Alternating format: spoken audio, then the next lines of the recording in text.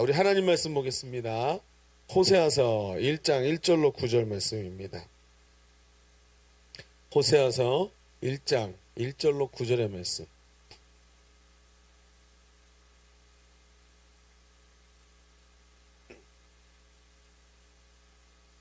한 절씩 교도하겠습니다. 우시야와 요담과 아하스와 히스기야가 이어 유대 왕이 된 시대, 곧 요아스의 아들 여로보암이 이스라엘 왕이 된 시대에 부엘리의 아들 호세아에게 임한 여호와의 말씀이라.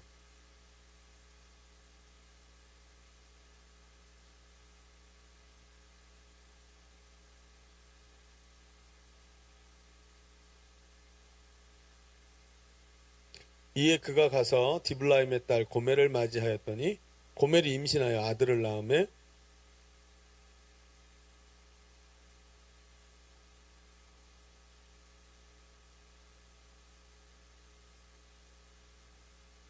그날에 내가 이스라엘 골짜기에서 이스라엘의 활을 꺾으리라 하시니라.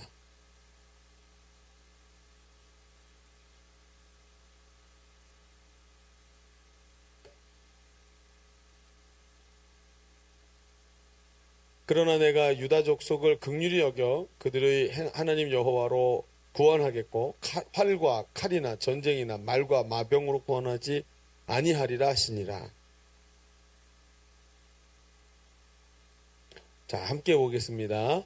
여호와께서 이르시되 그의 이름을 루암미라 하라. 너희는 내 백성이 아니요 나는 너의 하나님이 되지 아니할 것임이라. 아멘. 자, 여러분 요즘에 선거철이죠. 여러분 많이 국회의원 후보들 많이 만나봤어요? 저는 뭐 이상해요. 저는 사는 데가 소사구인데 계안동인데 여기 후보들하고 친하지 거기 후보들은 얼굴도 본 적이 없어. 거기 안 사니 이제 잠만 자러 가니까. 근데 여기 이제 어제 그 바자회 하는데 후보들이 두 사람 왔다 갔어요. 빨간 옷 한 사람, 파란 옷 한 사람 이렇게 두 사람이 왔다 갔어요. 그래서 마치 그 있잖아, 매트릭스에서 빨간 약 먹을래 파란 약 먹을래 이런 느낌이었어요. 그래가지고 보고 있었어요. 근데 여러분이 이 시대 가만히 생각해 보면 선거철이니까 그런 사람들이 이게 나타나기도 하는데 공교롭게도 이제 오늘 말씀의 주제하고 그 선거하고 너무 비슷한 부분이 있는 거예요. 여러분 요즘 선거철이 돼서 국회의원들 후보들이 자기 공약을 막 선전을 하죠.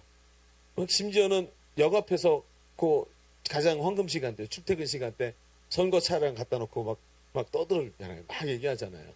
근데 그 좁은 역 광장에서 차 3대, 4대가 막 한꺼번에 떠들면 정신이 없잖아요. 요즘 어떻게 하나 봤더니 역공역 앞에서는 손번제로 이렇게 한대네요. 한 팀이 한쪽 이제 정당에서 후보가 막 하면 끝나면 그 옆 사람 기다려준다면서요. 그래도 그 정도는 다행이네요.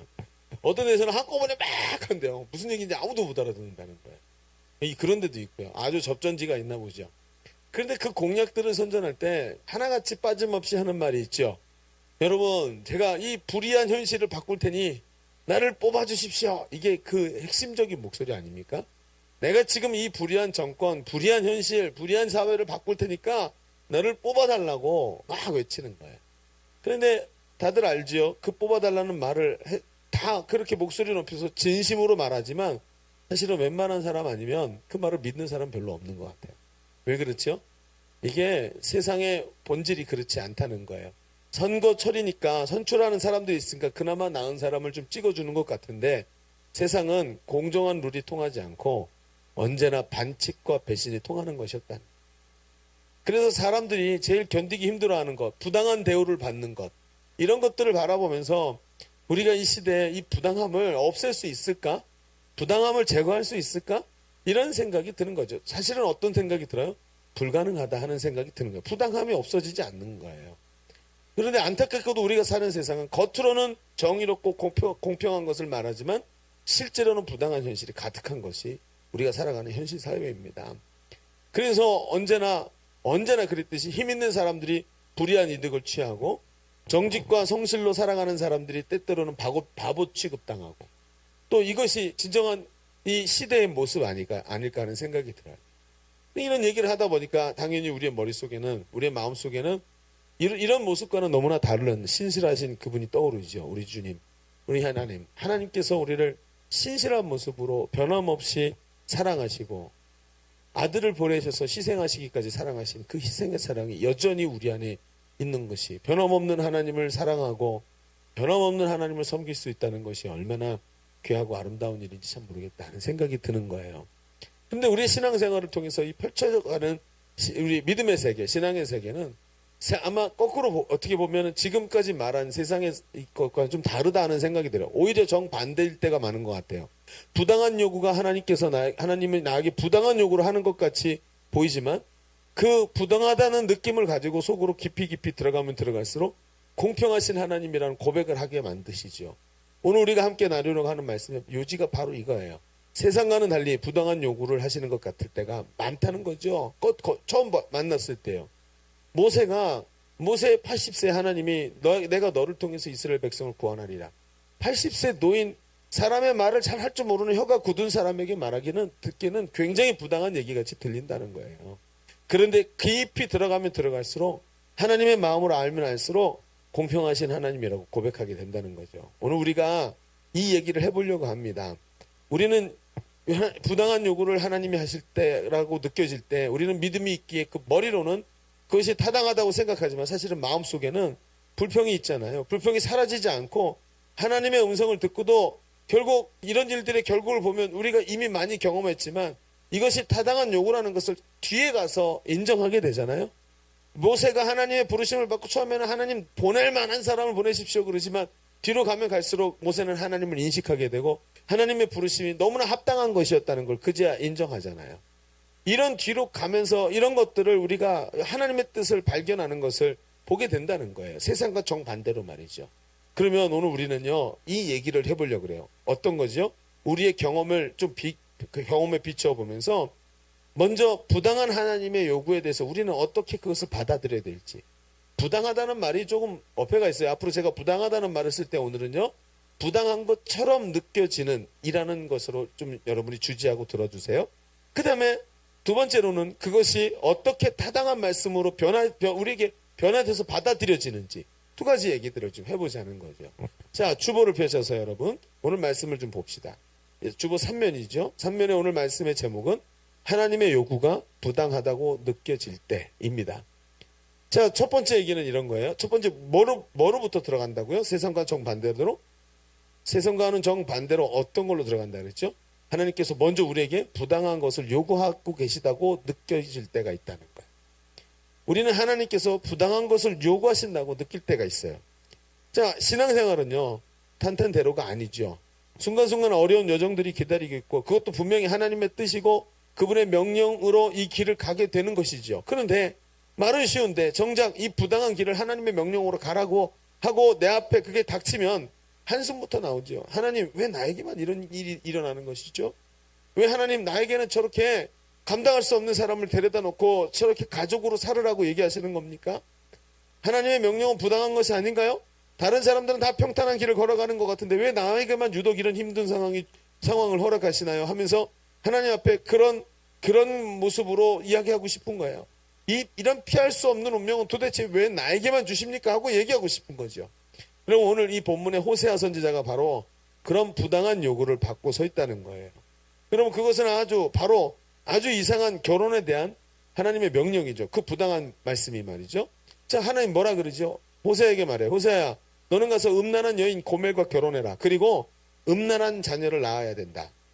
여러분, 이게 얼마나 기가 막힌 말이에요? 여러분, 성경이요. 그냥 이렇게 맞아, 성경에 그렇게 써있지. 그러면 아무 감흥도 없는 거예요.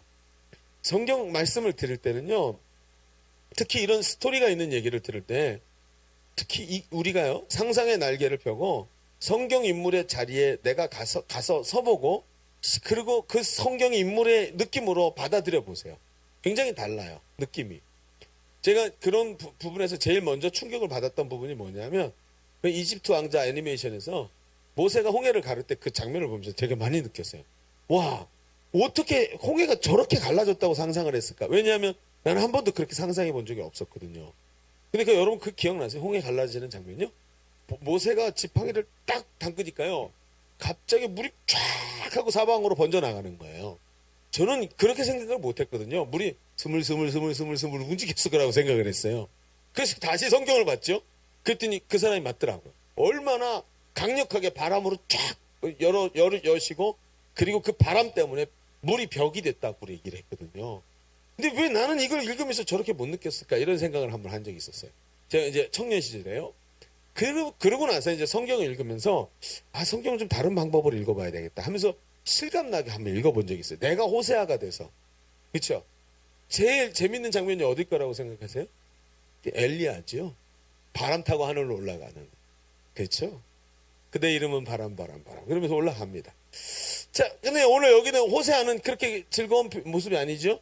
즐거운 모습이 아니에요. 굉장히 부당한 얘기를 듣고 있다는 거예요. 그러면서 상상의 날개를 펴면서 들어봅시다. 내가 호세아가 되어서 이 명령을 들었다고 생각해 보세요. 정말 기가 막힌 명령이죠. 뭐 이런 말씀이 다 있나? 제가 호세아라면 대뜸 눈을 부라리면서 하나님께 따져 물었겠습니다. 하나님, 왜 저에게 이러시죠? 저는 지금 이름표가 목사예요, 목사. 근데 저보고 가서 음탕한 여인과 결혼을 하라고요? 그리고 음탕한 자녀들을 낳으라고요? 그럼 지금까지 제가 인도하던 사람도 어떡합니까? 저만 바라보던 사람도 어떡합니까? 하나님 이게 말이나 됩니까? 너무나 부당하다는 거예요. 그러면 여러분 뭐죠? 누가 봐도 이 선지자 호세에게 음란한 여인 디브라임의 딸 고멜과 결혼하라는 하나님의 명령은 전부 다 부당하게 느껴지는 거죠. 사명이 가장보다 소중하다는 것은 알고 있지만 결혼까지 희생시키면서 선지자의 길을 걷게 하시는 하나님이 매정하고 독한 분으로 느껴지고 그 전능하신 하나님 앞에서 우리 인생이 진짜 장기판에 졸 하나밖에 안 되는 것처럼 취급당하는 느낌이죠. 왜 이렇게 하시냐 말이죠. 그래서 우리는 이런 인생의 길을 걸어가면서 고멜과 결혼을 명하시는 하나님에 대해서 고민을 해야만 하는 거예요. 왜 이렇게 하시냐 말이에요. 여러분 지금은 아직 잘 모르실지 안 느껴질지 모르지만 인생이 깊은 협곡을 한번 만나면요. 이 문제에서 빠져나가기가 너무 힘들어요. 여러분 누구나 다 찾아오는 거지만요. 아직은 우리 코앞에 나와 있지 않을지 모르지만 인생이 깊은 협곡 같은 이런 아픔을 경험하고 나면요. 혼자 탈출하기가 어려워요. 왜 이렇게 어려움이 오냔 말이에요. 그럼 여기서 한번 생각해 봅시다. 아마요. 이런 부당한 명령을 받았다면 누구도 하나님이 왜 이런 명령을 하시는지에 대해서 섣불리 대답을 할 수 있는 사람이 없을 거예요. 여러분 왜 하나님이 세월호를 침몰시키셨죠? 대답할 수가 없는 거예요. 여러분 이런 문제에서 우리가 있잖아요. 좀 중요하게 생각해야 될 것이 있어요. 그게 뭐냐면 이 누구도 풀 수 없는 이런 문제에다 붙잡혀 놓고 여기서 안 풀리는 문제 갖고 애쓰다가 하나님은 안 계셔. 이런 바보는 되지 말자는 거예요. 왜요? 이런 건 아무도 풀 수 없어요. 왜냐하면 우리는 육신에 갇혀있고 시간 안에 갇혀있고 하나님의 세계를 모르니까 하나님의 뜻을 어떻게 알아요? 그런데 중요한 건 뭐냐면 여기서 알 수 있는 방법이 있다는 거예요. 알 수 있는 방법이 뭘까요? 이러면 이렇게 생각해 봅시다. 어떻게 하나님께서 이런 명령을 하실 수 있지? 이 질문을요. 이 명령 앞에서 호세아는 어떤 태도를 보이고 있지? 하고 바꿔보세요. 왜요? 이 명령을 정면에서 받고 있는 사람은 호세아잖아요. 하나님의 뜻은 모르지만 호세아의 행동과 호세아의 느낌 우리가 알 수 있단 말이에요. 그러면 그 거울에 비쳐있는 하나님의 뜻도 알 수 있다는 거죠. 그럼 그렇게 풀어가야죠. 말씀을 볼 때. 여러분 이해가 됩니까? 네. 이런 리액션은 지금 거의 제가 한 30년 만에 처음 보는 것 같아요. 자, 그럼 말도 안 되는 얘기들을 가지고 얘기하고 있는 것 같아서 제가 처음, 좋아요. 자, 좀 더 열심히 해봅시다. 자, 그러면 이런, 뭐에다가 초점을 맞춰야 돼요? 이 호세아가 어떤 태도로 보이고 있는가. 여기에 초점을 맞춰서 한번 호세아의 상황을 한번 묵상해 봅시다. 호세아는요, 이 부당해 보이는 명령에 어떻게 반응을 보이고 있죠? 본문에서는 분명히 보여주고 있지 않지만 호세아는 이 명령을 별로 크게 문제 삼지 않고 받아들였을 거라고 생각이 돼요. 그렇죠. 성경에 호세아는 갔고 호세아가 다시스로 가는 배를 탔더라 이런 건 없잖아요. 그죠?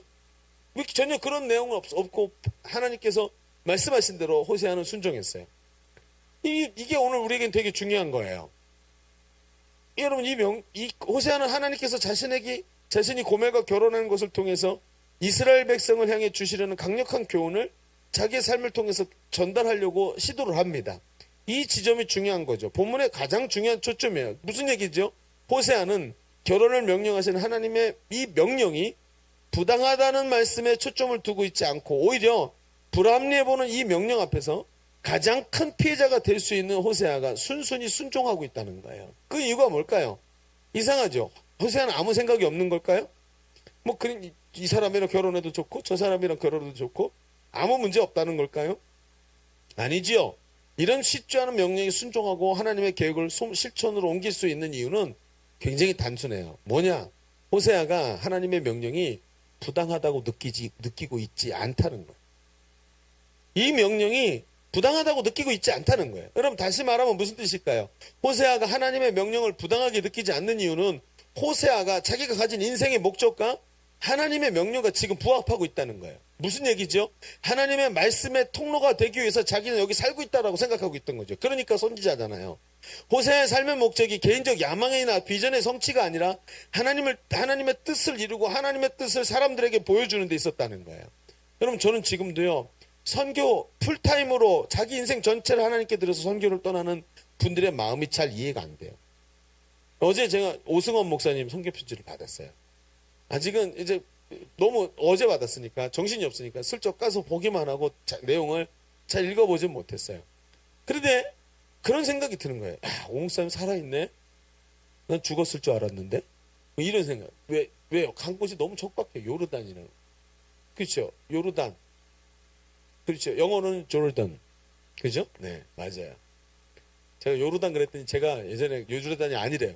뭐라 했더니 마이클 조르단하고 똑같아요. 그래서 조르단. 뭐라고요? 조르단? 조르단. 그렇죠. 네. 그렇게 말하래요. 그래서 그래, 조르단. 그리고 했는데 다 잊어버렸어요. 발음이 제가 예. 제가 우성이랑 한참 친하게 지낼 때 발음 되게 좋았거든요. 근데 요즘에 저 안 좋아요. 우성이가 잘 안 나타나요. 제 앞에. 어쨌든 그 요르단 가서 그렇게 막 선교한다고 두 부부가 완전히 지금 땅에 거려 보잖아요. 풀 한 폭이 안 보여요. 진짜 너무너무 촉박해요. 한번 성지순례 갔다가 제가 요르단에 하루 밤 잡았거든요. 거기 어떤지 아세요? 그 왜 미국의 그 아프가니스탄 뭐 전쟁 영화 이런 거 있잖아요. 거기 나오는 신앙. 진짜 어떻게 이런 데가 다 있냐 싶을 정도로. 그런데 거기 가서 평생 살겠다고 갔어요. 복음 전하겠다. 이해가 안 되는 거죠. 근데 호세아가 뭘 하고 있는 거예요?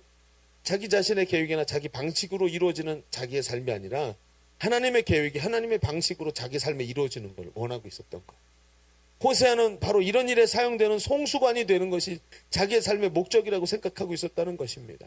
하나님이 지금 이 결혼을 통해서 이루고자 하시는 이 계획을 호세아는 사람들에게 드러내고 하나님께서 이 계획을 통해서 사람들에게 말하고 싶은 말을 자기 온 마음을 다해서 이 메시지를 전하고 싶었어요.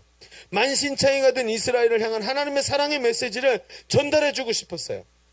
이 사람들에게 어떻게든 너희 지금 하나님이 너희를 사랑한다고 말해주고 싶은 온몸으로 표현해주고 싶은 그 마음이 사람에게 있었다는 거예요. 요즘도 여러분 세월호 문제 때문에 계속해서 1인 시위를 하는 사람들도 있고요. 계속해서 그 문제를 가지고 여러분 1년에 한 번씩 그 기일이 돌아오면 계속해서 사람들이 추모하지 않습니까? 여러분 한동안 국회 앞에서 저 광화문에서 사람들이 계속 거기 앉아 있었어요. 물론 거기에는 아주 깨끗한 마음으로 있지 않은 사람도 있었지만 왜 많은 사람들이 거기 앉아서 그걸 했을까요? 자기 생업을 포기하고요. 여러 가지 이유가 있겠지만 저는 이런 사람도 있었다고 믿어요. 이런 일들이 다시는 반복돼서는 안 되니까 좀 경각심을 가지자고 자기 온몸으로 말해주고 싶었던 사람.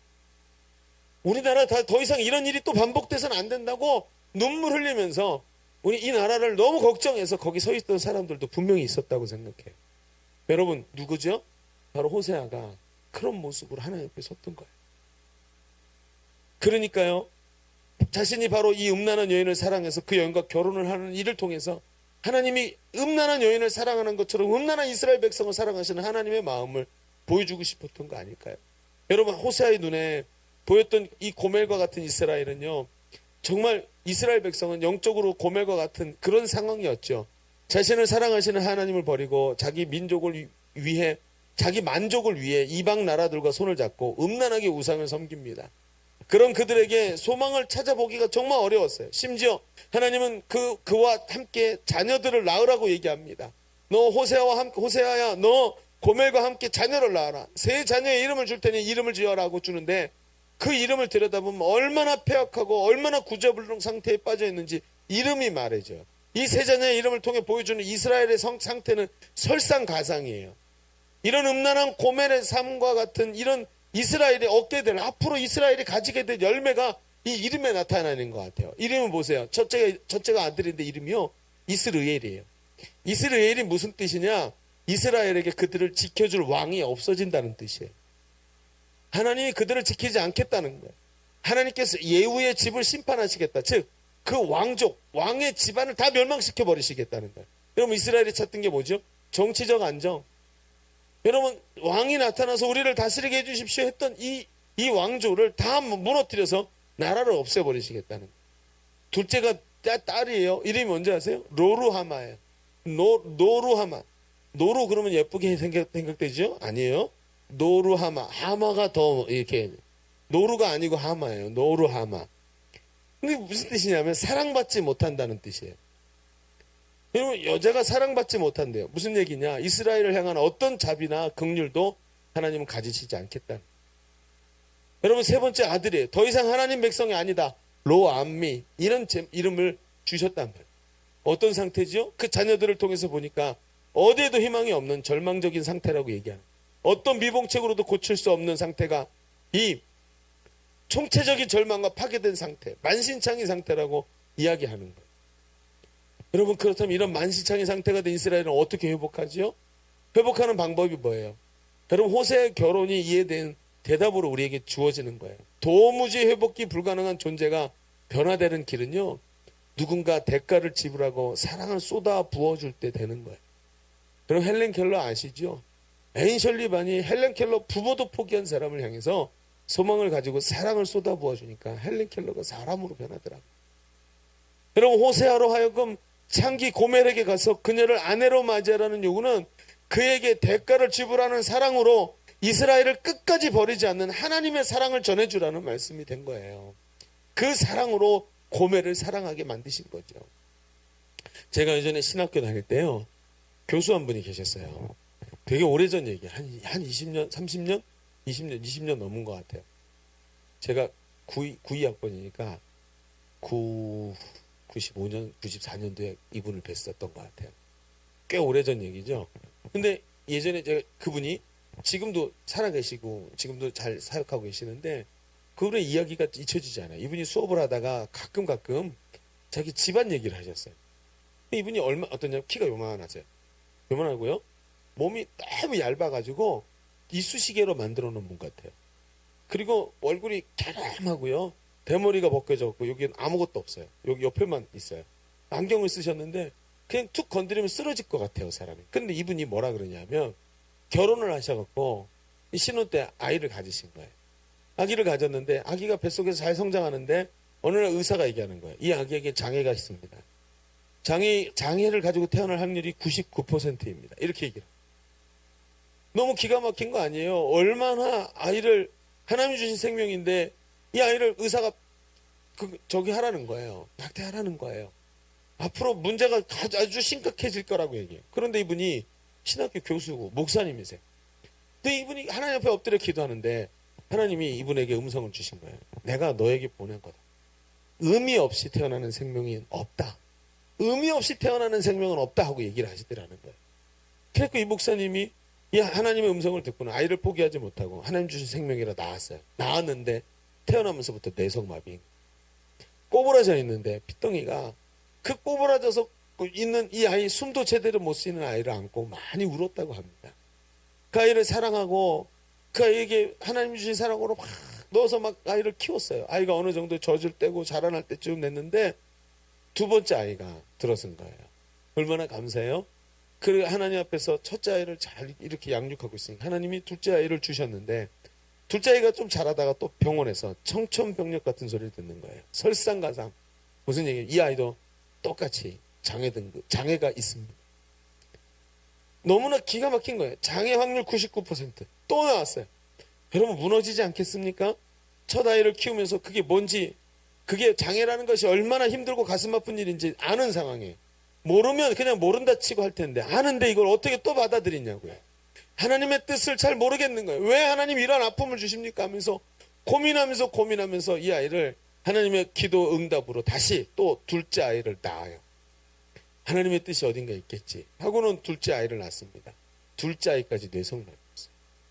두 아이가 집에서 자라는데 아이 둘이 집에서 뇌성마비 환자니까 너무 기가 막힌 일이 벌어지는 거예요. 어머니도 약값이 또 필요하고 그러니까 양쪽에서 다 일을 해야 되는 거예요. 남편은 목회자니까 목회 일을 하고 아내는 사모님임에도 불구하고 밖에 나가서 직업을 가질 수밖에 없는 거예요. 일을 하는데 저녁에 집에 들어가면 이 목사님도 목회 일을 하고 또 신학교 수업을 감당하고 저녁 때 집에 들어가면 다 장성해갖고 19살, 22살 된 아이들이 있잖아요. 이런 애들이 집에서 몸이 거동이 불편하니까 옷에다가 그냥 다 돼지고기를 다 보는 거예요. 기저귀를 채웠는데 다 넘쳐나가지고요. 집안에 온통 다 그런 변이 넘쳐나는 거예요. 집에 가면 그거 치우고 닦이고 이러면서 시간이 다 가는 거예요. 이분이 고백하는 거예요. 제가요 집에 가면요 간증에 아이들을 돌보는데 모든 삶이 다 쓰입니다. 말씀을 준비하고 목회하고 신학교 와서 강의하는 거 말고 모든 시간이 아이들에게 들어가요. 사모님은 직장 나가셨습니다. 자기가 맡아서 길러야 돼요.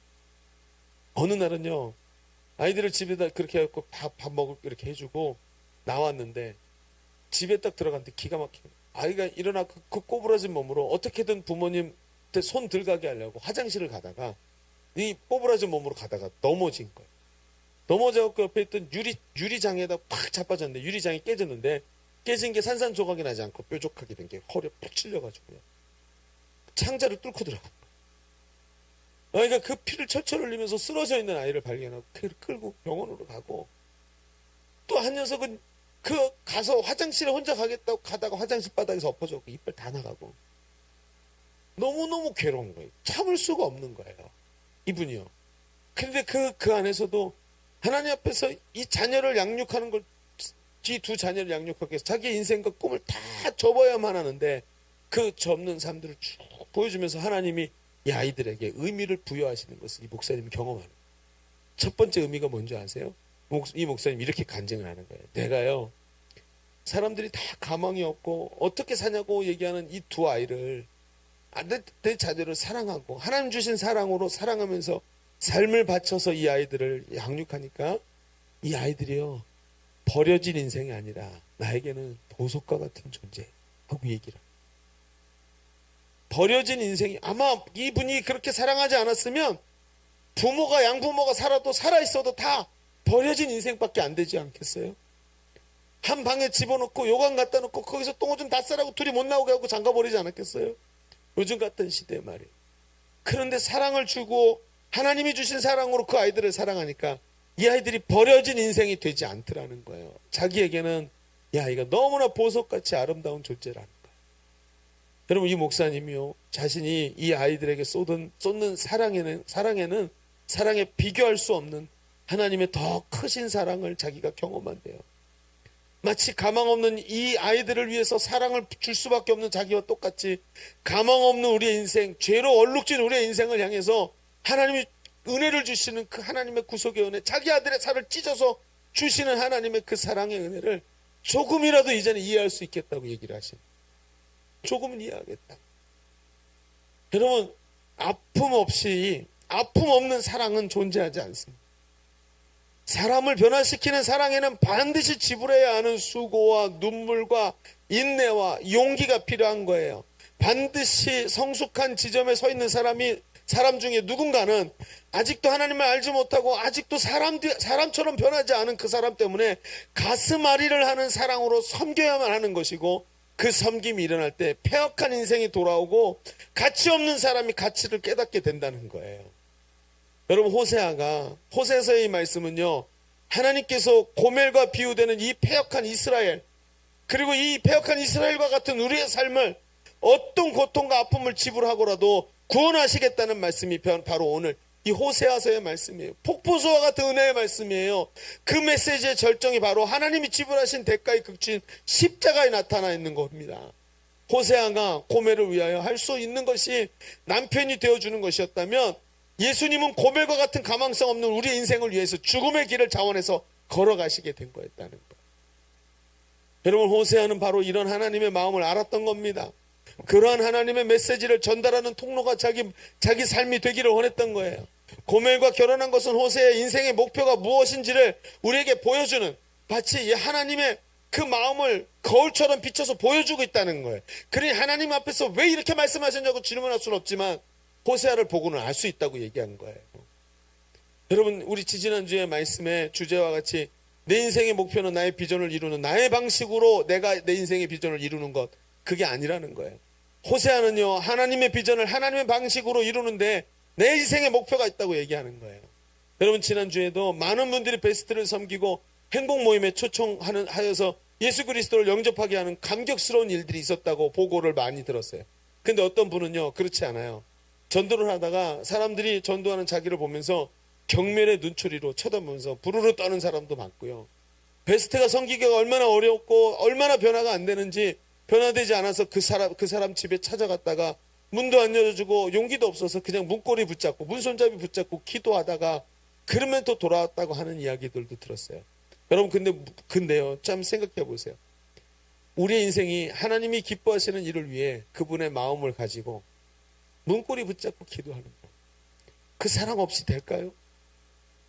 여러분, 예전에 그 기쁨과 감사와 섬길 때 기쁨과 그 하나님의 은혜가 충격적으로 다가왔던 그 감격이 왜 지금은 없죠? 왠지 아세요? 여기서 폭포수같이 부어주는 게 없으니까 여기서 흘러내려가는 게 없어요. 여러분, 하나님의 은혜가 자기 삶에 와 있는 거예요.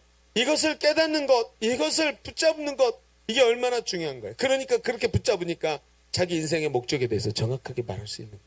오늘도 부당하게 느껴지는 하나님의 요구에 여러분은 어떻게 반응하고 있습니까? 우리가 하나님의 마음을 깨닫고 그분의 요구를 듣는다면 부당하다기보다는 오히려 아버지의 사랑을 알기에 순종하고 당연하게 받아들일 수 있는 믿음이 저와 여러분에게 있기를 바랍니다. 그렇죠? 1부, 2부, 3부 똑같아요. 여기서 아멘 한 사람이 없었어요. 웬간하면 아멘 할 텐데 아멘 안 해요.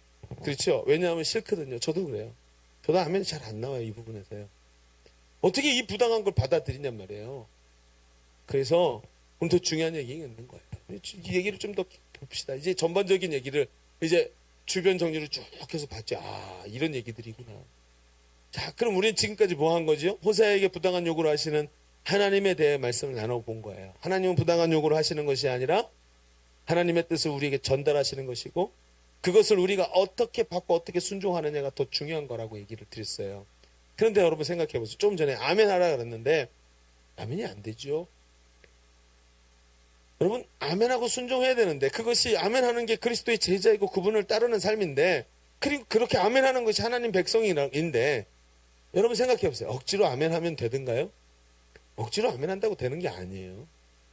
그렇죠? 네. 그래서 여러분이 또 여전히 마음이 편해지죠. 그러면서 여전히 아멘하고 싶은 생각이 없는 거예요. 저도 마찬가지고요. 근데 여러분 생각해 보세요. 만약에 호세아가 억지로 아멘하고 가서 고멜을 아내로 맞았으면 호세아는 조금 있다가 곧 결혼 생활을 포기하고 말았을 거예요. 아침마다 저녁 때나 없어져가지고 아침이 되면 술에 쩔어갖고 들어오는 아내 있잖아요. 뭐 옷이 다 풀어 헤쳐져가지고 술에 쩔어서 해롱해롱한 모습으로 어젯밤에 어떤 남자한테 안겨있었는지 모르는 아내가 집으로 들어오는 모습을 보고 어떻게 참고 기다려요? 말도 안 되는 거 아니에요. 그러니까 아멘 억지로 한다고 되는 게 아니라는 거죠. 매일 정신 차리지 못하고 다시 옛생활로 돌아가는 그 고멜을 보면서 정말 여러분, 일반적인 사람이라면 정말 죽이고 싶지 않았을까요? 파괴시켜버리고 싶지 않았을까요? 여기서 중요한 게 우리가 보아야 될 것이 있어요. 그 순종이 억지가 되어서는 안 된다는 거죠. 그것은 오래 가지 못해요. 지속적이고 온전한 순종이 되지 못하고 하나님의 뜻에서 떨어져 나가고 결국엔 점점 멀어질 거예요. 하나님 얼굴도 못 쳐다보다가 언젠가는 하나님 앞에서 사라지게 될 거예요. 그런데요, 호세아의 사랑은 그렇지가 않아요. 정말 우리에게 소망이 되는 게 뭔지 아세요? 호세아는 지치지 않고 있다는 거. 호세아는 끝내 사랑하죠. 나중에는 고멜을 찾아서 자기 집에 있는 밀가루, 호세아가요 떡 만드는 사람이에요. 밀가루는 사업 미천이에요. 돈 다 가지고 밀가루까지 다 긁고 가서 사로잡힌 포주에게 그걸 다 주고 자기 아내를 데리고 와요. 그게 뭐예요? 사랑의 승리예요. 마지막까지 끝내 사랑이에요. 호세아의 사랑이 고멜의 폐역보다도 더 강하지요. 결국은 승리하고 결국은 많은 대가를 지불하고도 고멜을 찾아와요. 그래서 우리가 느끼는 하나님의 부당한 요구는 온전한 순종이 되고 타당한 요구가 되어야만 끝까지 갈 수 있는 거예요. 그런데 우리 안에 뭐가 일어나요? 자기애착, 피해의식, 보상심리. 왜 내가 이걸 해야 돼? 이러면서 하나님 앞에서 내가 아멘할 수 없는 이 부당해 보이는 요구를 당연한 요구로 바꾸는 게 필요하지 않냔 말이에요. 그래서 처음에 얘기한 거 아니에요. 처음엔 부당해 보이지만 나중에 어떻게 된다고요? 당연한 요구처럼 느껴져야 된다고요. 그럼 그 당연한 요구를 한번 얘기해 봐야 되잖아요. 시간은 10분밖에 안 남았지만 해봅시다. 두 번째 얘기, 주보를 펴보세요. 어떻게 할까요? 어떻게 이게 당연한 얘기가 될까요? 둘째요, 하나님의 사랑에 사로잡히면 부당하다고 느껴지는 하나님의 요구가 지극히 당연한 요구로 바뀌는 거예요. 뭘 경험하라고요? 하나님의 사랑에 사로잡히면 부당하다고 느껴지는 하나님의 요구가 지극히 당연한 요구로 된다고요. 여러분, 사람은 위대한 사랑을 통해서만 변화가 될 수 있는 거예요. 조금 전에 얘기했던 헬렌 켈러 같이 말이죠. 호세아가 고멜에게 주고 있는 사랑은요, 고멜의 DNA를 변화시키죠. 나중에 이스라엘 백성이 하나님께로 돌아오는 것을 고멜이 돌아오는 걸로 표현하게 되는 거예요. 여러분, 이때 어떻게 해야 되죠? 어떤 사랑을 만들어줄까요? 사랑을 큰 양동이에 퍼가지고 물을 한 양동이 쫙 갖다 붓듯이 사랑을 계속 부어주면 될까요? 여러분, 그런 거 갖고는 택도 없어요. 그게 아니라요, 폭포수와 같이 끝없이 쏟아져 내리는 사랑이 필요한 거예요. 사람의 변화에는요. 그렇다면 그런 사랑을 줄 수 있는 방법이 있을까요? 여러분, 우리 속에 그런 사랑이 있어요? 아니요, 없어요. 저는 아무리 생각해도요, 저한테는 사랑이 샘솟는 데가 없는 것 같아요. 여러분, 사랑이 뭘까요? 사랑을 그 사랑의 비밀이 어디서 나올까요? 폭포수 같은 사랑을 퍼부어줘야 사람이 변하는데 어디서 그 사랑이 나오냔 말이에요. 여러분, 우리 속에는 아무리 찾아도 찾을 수 없는 거죠. 답은 간단해요. 그것은 호세아가 하나님의 사랑을 먼저 놀랍게 자기가 체험했기 때문에, 하나님이 부어주시는 폭포수를 자기가 경험했다는 거예요. 호세아가 고멜에게 베풀고 있는 사랑보다 수천 배, 수만 배나 더 되는 사랑을 먼저 하나님께 공급받았기 때문에 그 공급받는 걸로 흘려줘서 고멜에게 줄 수 있었던 거예요. 여러분, 기독교는요, 학자들이 이렇게 말해요. 나의 행위라는 중요한 이 포인트보다 하나님의 일하심에 대한 반응이 먼저 일어나야 된대요. 그래 행위가 나온다는 거예요. 무슨 얘기죠? 하나님의 일하심을 체험하고 그 체험에 대한 반응, 감동에 대한 반응으로 행동이 나오는 거래요. 그러면 이렇게 맡기게 되죠. 고멜을 사랑하라 라는 명령 이전에 호세아가 이렇게 먼저 말해야 돼요. 하나님께서 고멜 같은 저를 먼저 사랑하셨습니다. 저를 살리셨습니다 라는 고백이 먼저 나와야, 그렇죠, 받아야 사랑을 줄 수 있는 거예요. 여러분, 우리는 먼저 고멜에게 가라는 이 부당한 명령을 순종하기 전에 하나님 앞에서 자신이 고멜로 서야 되는 거죠.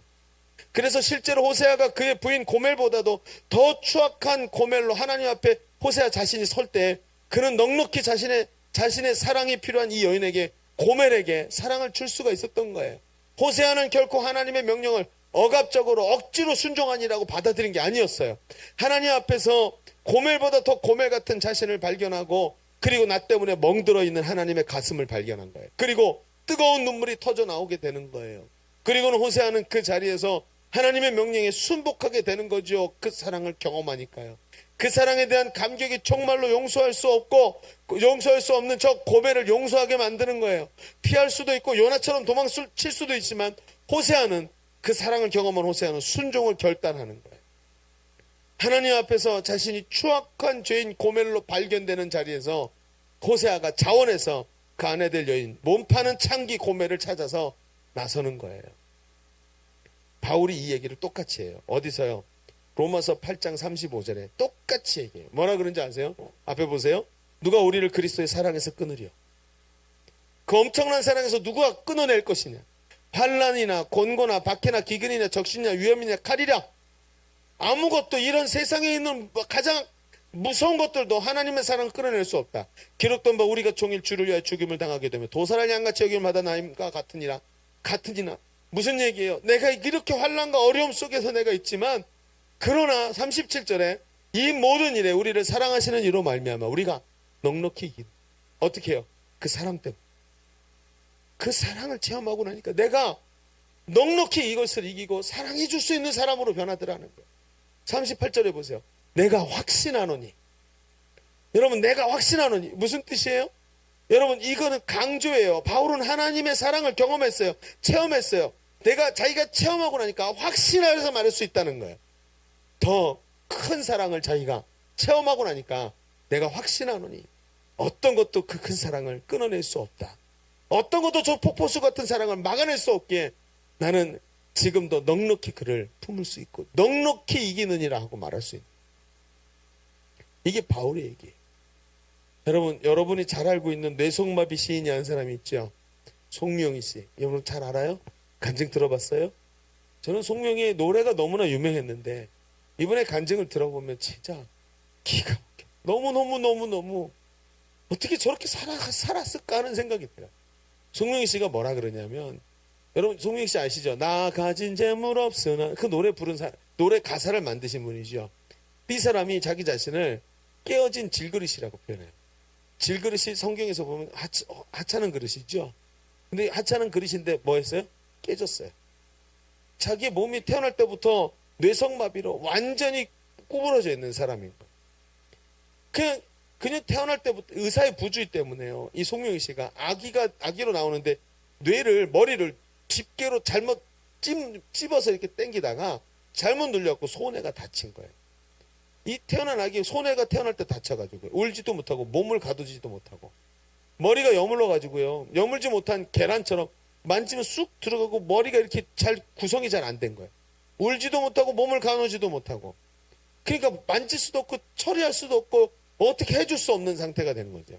게다가요, 집이 너무 가난해서 뇌성마비로 태어난 아기에게 집에서 아무것도 못 해주는 거예요. 아버지는 몸이 약해갖고요, 술과 담배 그리고 과로 때문에 병이 들어서 집에는 늘 누워서 술 먹고 그냥 꼼짝도 못하고 있고요. 어머니는 몸이 약해서 아기에게 젖도 먹이지 못하고 우유도 사 먹이지 못하는, 분유도 못 먹이는 상태였어요. 자라나면서 이 아이가 점점 자라나는데요, 얼마나 통증이 심한지 7살 때까지 앉지를 못했대요.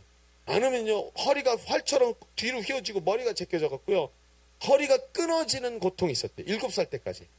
그런데 나중에 나이가 30살이 넘었는데 7살 때 그 고통을 정확하게 기억하고 있는 거예요. 얼마나 셌는지 고통. 그런데 이 고통에 시달리면서 곧 괴로워하면서 어머니에게 어머니 왜 나를 낳냐고.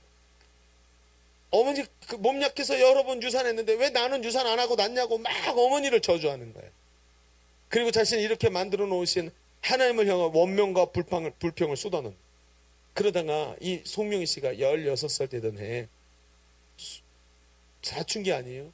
사춘기 여고생 시절에 자기는 몸이 구부러져서 집에서 똥오줌 받아내는 처지인데, 그런 극한 절망 속에 빠져있던 어느 날 귓전에 하나님 말씀이 한 구절이 들어왔어요. 뭐라고요? 마태복음 11장 26절. 천지의 주제이신 아버지여, 이것을 지혜롭고 슬기 있는 자들에게 숨기시고 어린아이들에게 나타나심을 감사하나이다. 어린아이. 목사님이 어린아이가 뭔지 설명을 하는데 그게 자기같이 팔다리 떨어진 것 같고 아무것도 없이 몸뚱이만 붙어있는 것 같은 자기, 아무것도 할 수 있는 것이 없는 이런 사람, 창기, 세리 같은 사람들에게 하나님의 뜻을 나타내고 예수가 그리스도임을 보게 만드시는, 이 장면을 보면서 이 여인이 송명희 씨가 하나님 말씀에 사로잡혀갖고 하나님 앞에 기도하기 시작해요. 하나님, 나는 당신이 필요합니다. 당신의 사랑이 필요합니다. 당신을 만나게 해주십시오. 요청을 안 해요. 새벽에 나무로 된 마룻바닥에 누워서 기도하고 밤을 새다가 기도하고 그 몸으로 대굴대굴 굴러서 하나님 앞에 조금이라도 더 갖고 싶었고 앞으로 기어나와가지고 강대상 밑으로 기어 들어가서 거기서 기도하고 거기서 만나달라고 하다가 어느 순간 하나님의 영이 그에게 임했어요. 영이 부어지니까 회개가 일어나면서 대성통곡과 함께 하나님 주시는 마음의 회복이 일어나기 시작하는 거예요. 그 시간부터 있잖아요, 이 송명희 씨가 하루에 5시간 기도하고 눈 떠 있으면 성경만 읽었어요.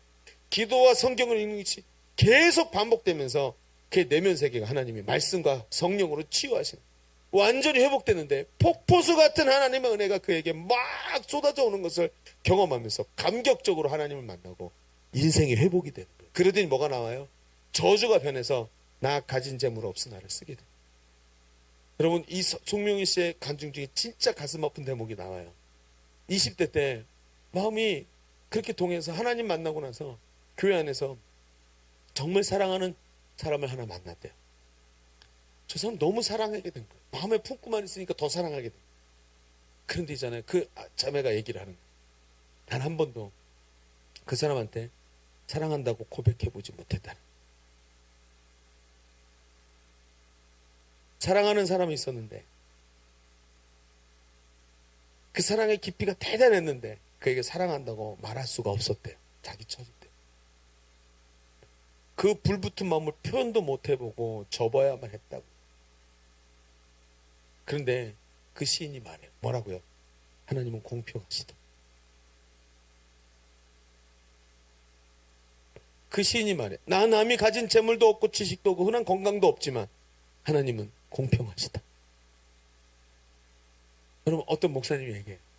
이 목사님이 송명이를 잘 아는데 이렇게 말해요. 송명이가 하나님이 공평하시다고 말하면 공평한 거다. 누구도 그녀보다 밑으로 내려갈 수 있는 사람이 없다. 그녀가 공평하다고 말하면 누구나 다 공평한 거다. 그 사랑을 내가 받았으니 세상에 어떤 것과도 비교할 수 없는 사랑을 받았으니 하나님 공평하시다고 그 사랑으로 다른 사람에게 사랑을 흘려주는 사람이 바로 송명희 씨가 되었어요. 여러분 호세아의 이상한 결혼 이야기는 호세아가 쏟아부은 고멜에 대한 사랑 이야기 이전에 호세아라는 고멜에게 쏟아부으신 하나님의 사랑 이야기인 거예요. 여러분 호세아라는 고멜에게 쏟아부으신 하나님의 사랑 이야기 이전에 강성신이라는 고멜에게 쏟아부어 주신 하나님의 사랑이 드러나야 되는 거예요. 여러분이라는 고멜에게 쏟아부어 주신 하나님의 사랑이 오늘 회복돼야 된단 말이에요. 그래야 진짜가 나오는 거예요. 왜 사랑이 안 되는지 아세요? 왜 더 이상 예전 같은 기쁨이 이 관계 속에서 안 나오는지 아세요? 이게 끊어져서 그래요. 오늘도 하나님은 당신에게 이걸 회복시키고 싶어 하시는 거예요. 네가 나에게 와서 이 사랑을 회복할 때 너는 누구라도 사랑할 수 있는 넉넉히 고멜도 품어줄 수 있는 힘이 너에게 생긴다는 거예요. 왜 나에게 이런 일 생기냐고, 왜 나에게만 이런 일을 주셨냐고 하나님 앞에 원망하기 전에 내게 주신 그 사랑을 회복하게 해달라고 이야기할 수 있는 그런 넉넉하게 힘을 가지고 이길 수 있는 하나님 앞에서의 호세아가 되어야 된다는 거예요. 이렇게 강력한 사랑을 체험한 호세아에게 고멜을 끌어안는 것은 그런 어려운 명령이 아니었단 말이에요. 나가서 그렇게 말 안 듣는 한 사람 섬겨서 예수님의 제자로 세우는 거, 주님의 사랑 받은 사람이라면 그렇게 어려운 일이 아니라는 거예요. 오늘도 있잖아요. 내가 그 사랑이 끊기니까 매일같이 손톱 밑에 가시만 들어가도 내게 내 주머니에 돈이 조금만 부족해도 왜 이렇게 나에 대한 연민이 큰지, 나 자신에 대한 연민은 왜 이렇게 센지. 왜요? 이게 없으니까. 여러분 혹시 하나님의 요구가 지금도 불평하다고 느껴지고 있습니까? 혹시 감당할 수 없는 압박과 감당할 수 없는 사람, 감당할 수 없는 부모, 감당할 수 없는 형제, 지속적인 고통, 나에게 있는 여러 가지 장애, 우리 내 삶 속에 도저히 떨어지지 않는 저주 같은 이야기들이 오늘 내 속에서 하나님 앞에 왜 하나님 나만 이럽니까 하고 의문 들고 있지 않습니까? 이 의문이 들 때마다 우리가 할 일은 절대로 말이죠, 다른 사람의 현실과 나를 비교하는 것이 아니에요. 오히려 그 사랑을 점검해보고 주님의 그 사랑을 회복하고 하나님이 지금도 주시고 싶어서 폭포수같이 부어주시는 그 사랑 안으로 오늘도 들어가야 할 줄로 믿습니다. 그 사랑에 사로잡힐 때 바울과 같이 넉넉히 이긴다고 말할 수 있고 넉넉히 우리 앞에 있는 고멜을 끌어낼 수 있는 진정한 믿음의 승리자가 되는 거예요. 눈을 감으세요. 기도합시다.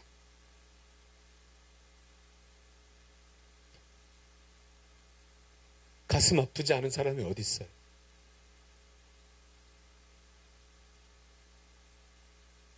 누구는 부모님 때문에 미칠 것 같고요. 누구는 끝도 없이 나락으로만 떨어지는 내 인생 때문에 미칠 것 같고요. 누구는 왜 우리 부모는 깨진 가정이 됐냐고 미칠 것 같고요. 누구는 우리 부모는 왜 이렇게 돈이 없는 가난뱅이냐고 미칠 것 같고요. 누구는 태어나면서부터 왜 나는 엄마가 없고 왜 나는 아버지가 없냐고 미칠 것 같고요. 견딜 수 없는 상황이 없는 사람이 없어요. 그런데 하나님이요, 당신을 위해서 엄청난 걸 주셨어요. 호세아가 그렇게 고백하면서 하나님 앞에 받을 수밖에 없는 걸 오늘 하나님이 당신에게도 주고 싶어 하세요. 하나님, 내가 오늘 이 말씀대로 주 앞에서 그 엄청난 사랑을 회복하게 하여 주옵소서. 폭포수를 끊을 자가 없도록 내게 부어 주옵소서. 우리 말씀 붙잡고 한번 통성으로 기도하겠습니다. 아버지 하나님,